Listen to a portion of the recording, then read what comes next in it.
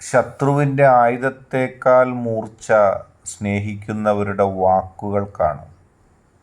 ശത്രു എത്ര ആയാസപ്പെട്ട് മൂർച്ചയുള്ള ആയുധങ്ങളുമായി വന്നാലും അതിലൊന്നും നിങ്ങൾ തളരില്ല.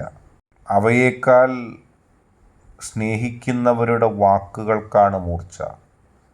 എത്ര വലിയ പ്രതിസന്ധിയിലും സ്നേഹിക്കുന്ന ആളുകൾ നമ്മളെ ചേർത്ത് നിർത്തുമ്പോൾ ആയുധങ്ങളെയും ശത്രുവിനെയും നാം മറന്നുപോകുന്നു. അവയൊന്നും നമുക്കൊന്നുമല്ലാതെ ആകുകയും ചെയ്യുന്നു. നാം അവർ നൽകുന്ന ആത്മാർത്ഥമായ സ്നേഹത്തിൽ വീണുപോകുന്നു. അത് വലിയ തരത്തിലുള്ള ഒരു പരിചയായോ പ്രതിരോധ സാമഗ്രിയായോ നമുക്ക് തോന്നുന്നു. ശത്രുവിൻ്റെ മൂർച്ചയുള്ള വാക്കുകളെയോ ശത്രുവിനെയോ പിന്നെ നാം ഭയപ്പെടണമെന്നില്ല.